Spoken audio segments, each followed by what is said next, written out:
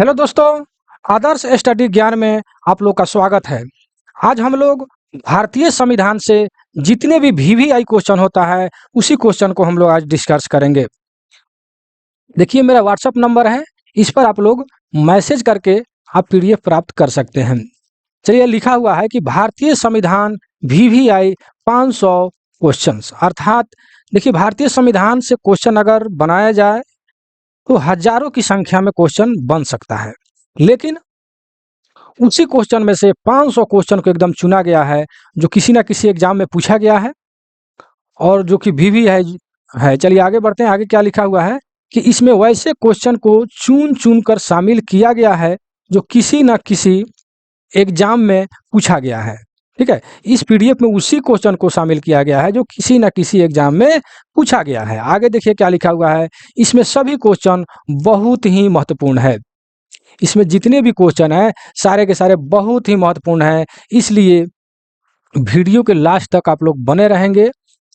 चलिए आगे क्या लिखा हुआ है इसको भी पढ़ लेते हैं कि इस पीडीएफ को एग्जाम के दृष्टि से तैयार किया गया है जो सभी एग्जाम के लिए बहुत ही महत्वपूर्ण है। ये सभी एग्जामों के लिए बहुत ही महत्वपूर्ण है। चलिए देर ना करते हुए हम क्वेश्चन पर चलते हैं। इस पीडीएफ में 500 क्वेश्चन टोटल शामिल है। चलिए कहाँ तक हम लोग चलते हैं। चलिए, एक नंबर में क्या कह रहा है कि एक दल के रूप में संविधान सभा की रचना हेतु 1924 में भारतीय संविधान सभा का विचार सर्वप्रथम किस पार्टी ने प्रस्तुत की थी। देखिए, संविधान सभा की रचना हेतु, ध्यान देने योग्य बात है कि रचना हेतु 1924 में किस पार्टी के मतलब किस पार्टी को सर्वप्रथम यह विचार आया था कि संविधान सभा की रचना मतलब किया जाए, तो ये है स्वराज पार्टी। कौन सा पार्टी है? स्वराज पार्टी।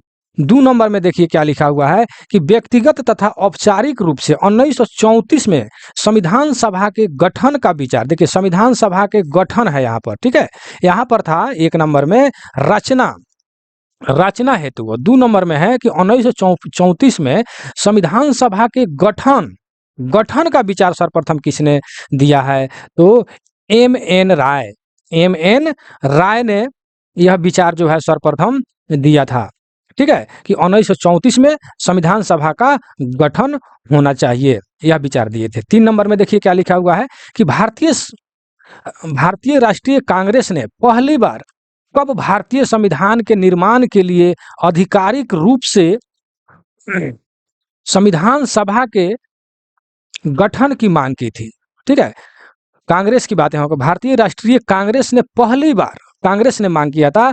कब मांग किया था? पहली बार कब मांग किया था? तो 1935 में।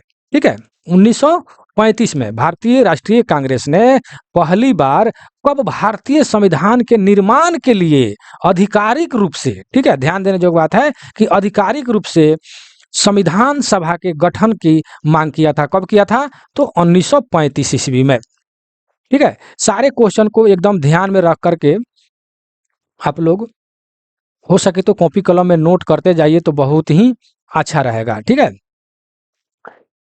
4 नंबर में क्या लिखा हुआ है कि वर्ष 1938 में किसने यह घोषणा की थी कि संविधान का निर्माण वयस्क मताधिकार के आधार पर चुनी गई संविधान सभा द्वारा किया जाएगा। देखिए, वयस्क क्वेश्चन पर ध्यान देने जो बात है कि वयस्क मताधिकार, युवा वयस्क मताधिकार के आधार पर चुनी गई संविधान सभा द्वारा किया जाएगा। किसने यह घोषणा किया था? तो यह पंडित जवाहरलाल नेहरू ने किया था। ठीक है, जो पंडित जवाहरलाल नेहरू हमारे देश के प्रथम प्रधानमंत्री बने थे, उन्होंने ही 1938 में जो है वयस्क मताधिकार के आधार पर चुनी गई संविधान सभा जो है यह जो है प्रस्ताव किए थे। ठीक है, आगे बढ़ते हैं 5 नंबर में। 5 नंबर में क्या लिखा है कि स्वतंत्र संविधान के निर्माण के लिए, देखिए स्वतंत्र, ध्यान देने योग्य बात है, स्वतंत्र संविधान के निर्माण के लिए क्रिप्स मिशन भारत कब आया था? देखिए बहुत ही इंपॉर्टेंट क्वेश्चन है, 5 नंबर है, बहुत ज्यादा यह क्वेश्चन रिपीट होता है। ठीक है ना, क्रिप्स मिशन वाला, कि स्वतंत्र संविधान के निर्माण के लिए, स्वतंत्र संविधान के निर्माण के लिए कृषि मिशन जो है भारत कब आया था? तो 1942 ईस्वी में। ठीक है, 1942 ईस्वी में आया था। थोड़ा सा इसे बड़ा कर लेते हैं।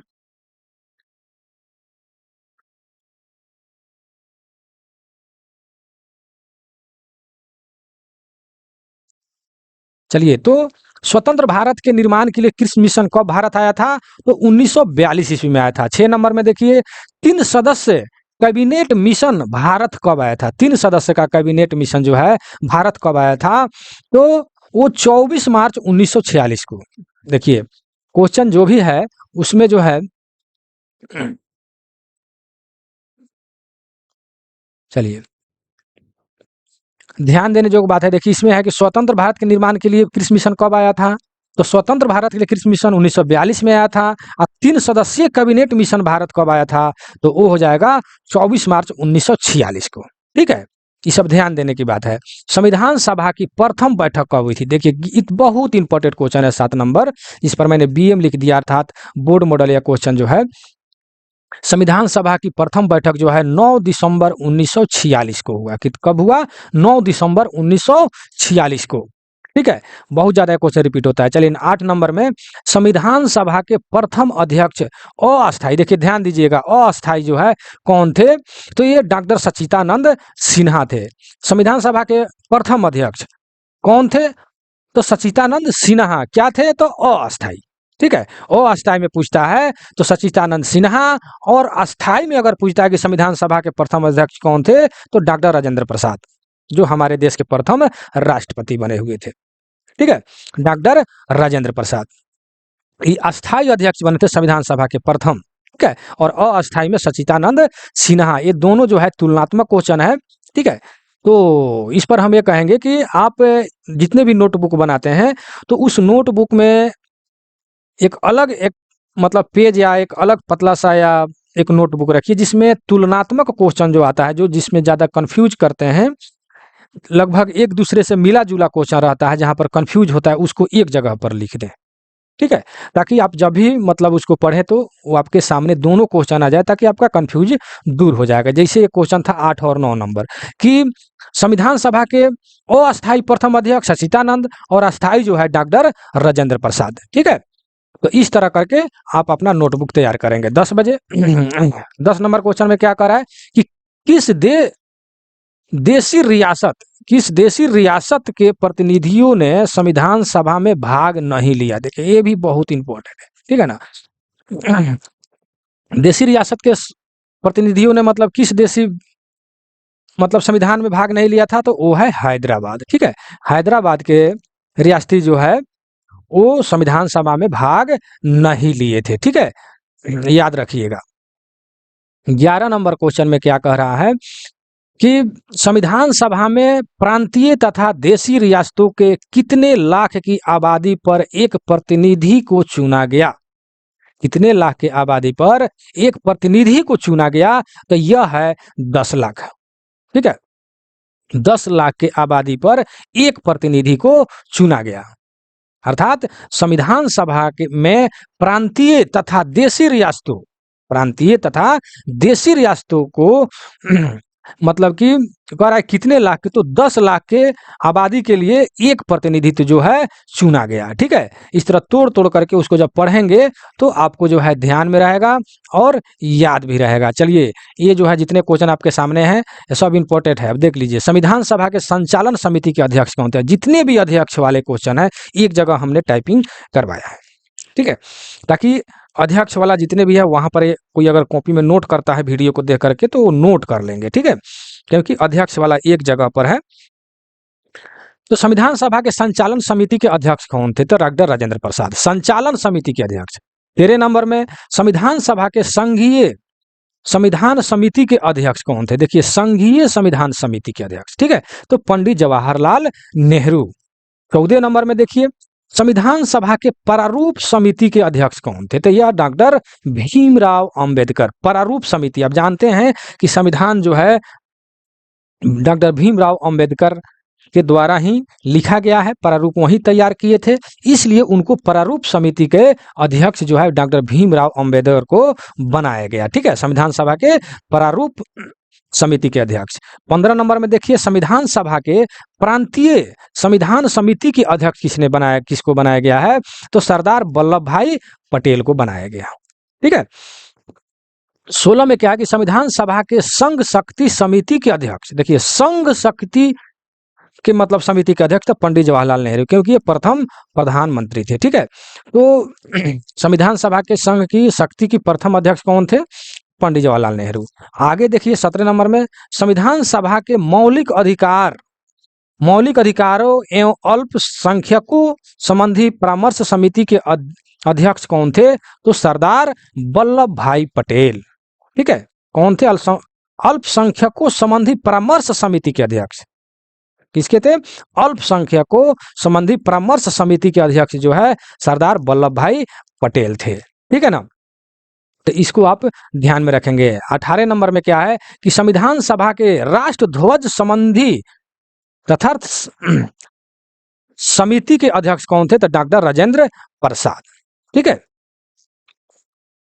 आगे बढ़ते हैं। क्वेश्चन नंबर 19 में क्या है कि संविधान सभा के मौलिक अधिकार उप समिति के अध्यक्ष, देखिए यहाँ पर ध्यान देने योग्य बात है कि उप समिति कह रहा है कि उप समिति के अध्यक्ष संविधान सभा के मौलिक अधिकार के जो उप समिति के अध्यक्ष जो थे जेबी कृपलानी थे। देखिए बहुत ज्यादा जेबी कृपलानी के क्वेश्चन या रिपीट होता है। और संविधान सभा के अल्पसंख्यक उप समिति के अध्यक्ष कौन थे? जो अल्पसंख्यक उप समिति था उसका अध्यक्ष कौन थे? तो एच.सी. बनर्जी जी थे। ठीक है, 21 नंबर में देखिए, संविधान सभा में अनुसूचित जनजाति के, देखिए यहाँ पर जो है छूट गया है, सदस्यों की संख्या है, अनुसूचित जनजाति सदस्यों की संख्या, मतलब उस संविधान सभा में अनुसूचित जनजातियों की संख्या जो है यहाँ पर छूट गया है, कितना था? तो यह था 15। ठीक है, और 22 में जो है संविधान सभा में महिला सदस्यों की संख्या, देखिए यहाँ पर ला छूट गया है, महिला सदस्यों की संख्या कितना था? तो 15 था। देखिए फिर से 21 नंबर में संविधान सभा में अनुसूचित जनजातियों की संख्या कितनी थी? तो 33 थी। संविधान सभा में महिला सदस्यों की संख्या कितनी थी? तो यह था आपको 15। 23 नंबर में संविधान के निर्माण में कुल कितने समय लगा था? ठीक है, संविधान के निर्माण में कुल कितना समय लगा था? तो बहुत ही इंपॉर्टेंट क्वेश्चन है यह, बार बार यह क्वेश्चन जो है रिपीट होता है। तो आप जानते हैं कि 2 साल 11 महीना 18 दिन जो है संविधान के निर्माण में कुल समय लगा था। ठीक है, कितना लगा था? 2 साल 11 महीना 18 दिन। ठीक है, संविधान के निर्माण में कुल समय लगा था। 24 नंबर में देखिए क्या लिखा है कि संविधान सभा की कुल कितने बैठक हुई? संविधान सभा में निर्माण में जो भी है, तो संविधान सभा कि कुल कितने बैठक हुई? तो 11 बैठक हुई। सब ध्यान में रखिएगा, ये सब जो है रटने वाला जो है क्वेश्चन है, एकदम रट जाइएगा, चाहे जिस दृष्टि से आप रटे रट जाइएगा। ठीक है, आपके दिमाग में जैसे भी ट्रिक बनता है आप ट्रिक बना करके रट जाना है। ठीक है, देखिए 25 नंबर में क्या लिखा है कि संविधान के निर्माण पर कुल कितने रुपये खर्च हुए थे? ठीक है, कुल कितने रुपये खर्च हुए थे? तो 64,96,729 रुपया खर्च हुआ था। ठीक है, ये जो है संविधान के निर्माण में कुल खर्च 60,96,729। ये भी क्वेश्चन बार बार पूछा जाता है। इसमें जितने भी क्वेश्चन है सभी के सभी जो है कहीं ना कहीं एग्जाम में पूछा गया क्वेश्चन है। देखिए ये नागरिक शास्त्र संविधान जो है इसे क्वेश्चन बनाया जाए तो बहुत सारे हजारों की संख्या में क्वेश्चन बनेगा, लेकिन हमारे स्टूडेंट लोगों को उतना समय नहीं रहता है।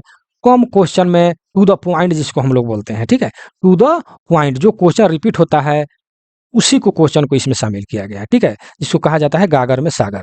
ठीक है, समुद्र से मोती को चुन करके लाना, तो समुद्र से एकदम चुन चुन करके इस क्वेश्चन को तैयार किया गया है। ठीक है, 26 नंबर में क्या कह रहा है कि संविधान सभा की अंतिम बैठक कब हुई थी? संविधान सभा का अंतिम बैठक कब हुआ था? तो 24 जनवरी 1950 को। कब हुआ था? 24 जनवरी 1950 को हुआ था। एकदम ध्यान में रखिएगा। ठीक है, चलिए आगे देखते हैं 27 नंबर में। संविधान सभा द्वारा किस वर्ष राष्ट्रीय ध्वज को अपनाया गया? बहुत इंपॉर्टेंट, ठीक है, बहुत जगह यह क्वेश्चन रिपीट हुआ था, ठीक है ना।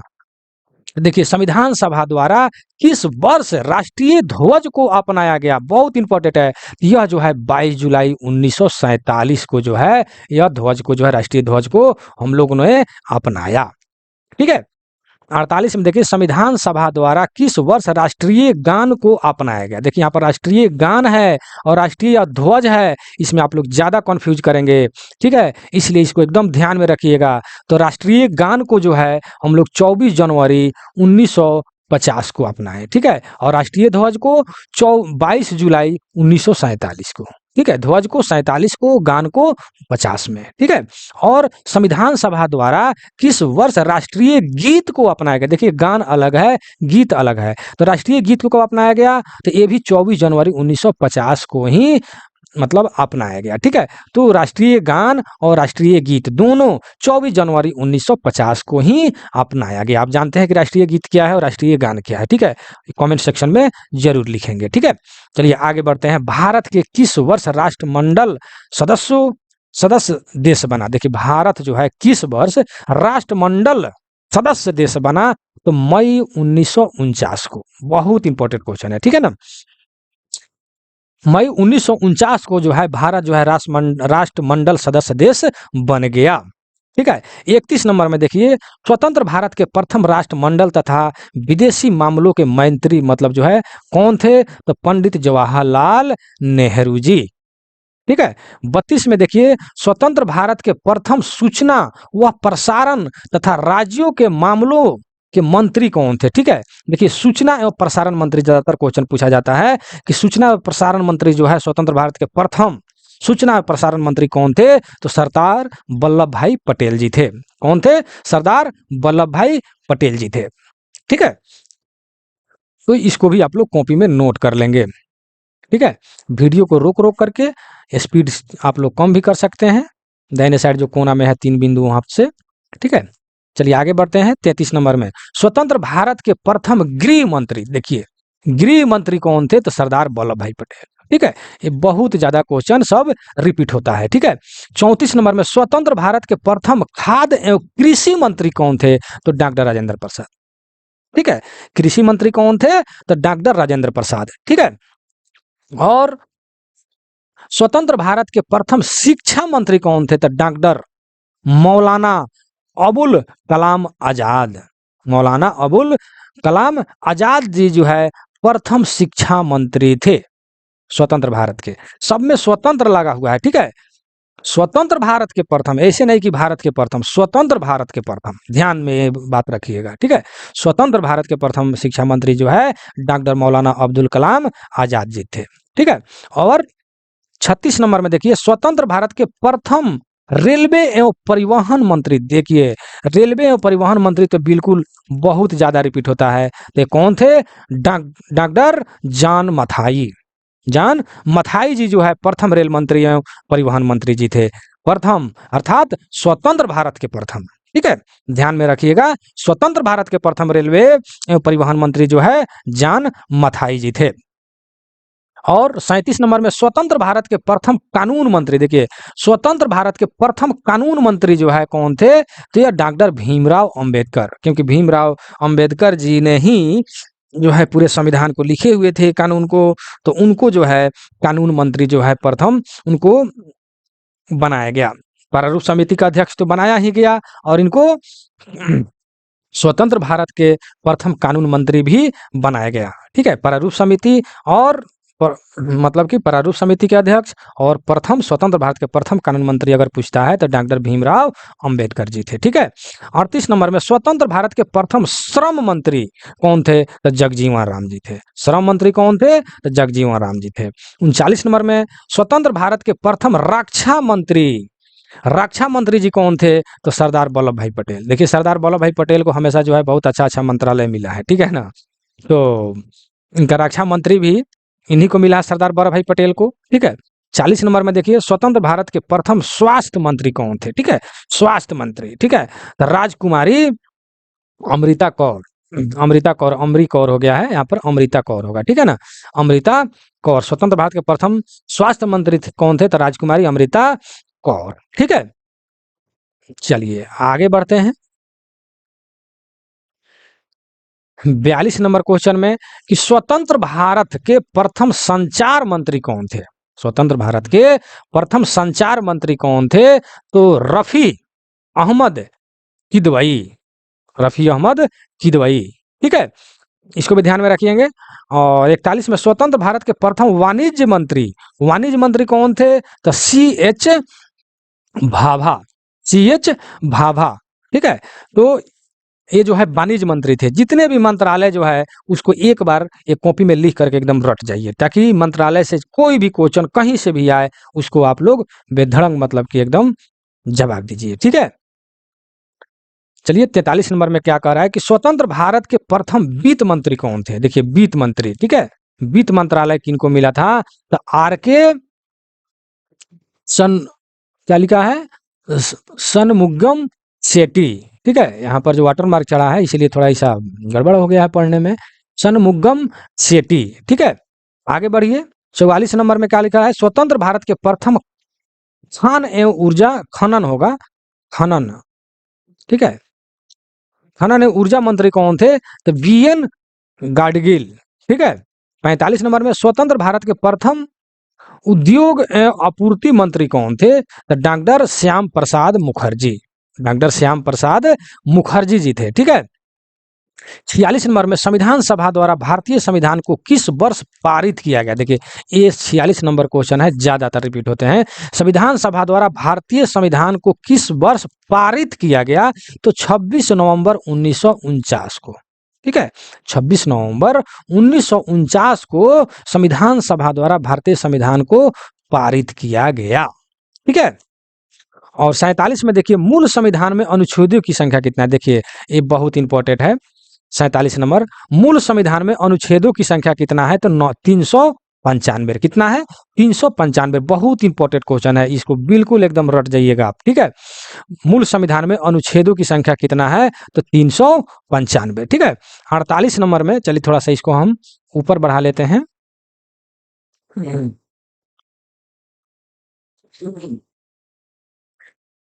मूल संविधान में कुल जो है कितने भाग थे? ठीक है, इसमें भाग पूछ रहा है, ठीक है। अभी आपने पढ़ा कि मूल संविधान में अनुच्छेदों की संख्या कितना है? मूल संविधान में अनुच्छेदों की संख्या कितना है? तो 395। मूल संविधान में कुल कितने भाग हैं? तो 22 भाग हैं, ठीक है। भाग कितने हैं? 22 हैं। और अनुच्छेद जो है मूल संविधान में कितना है? तो 395। और 49 में देखिए मूल संविधान में अनुसूचियों की संख्या कितना है? अनुसूची जो है कितना है? तो यह अनुसूची जो है 8 है, ठीक है। संविधान सभा के सभी समितियों में सबसे महत्वपूर्ण समिति कौन सा है? तो प्रारूप समिति, ठीक है।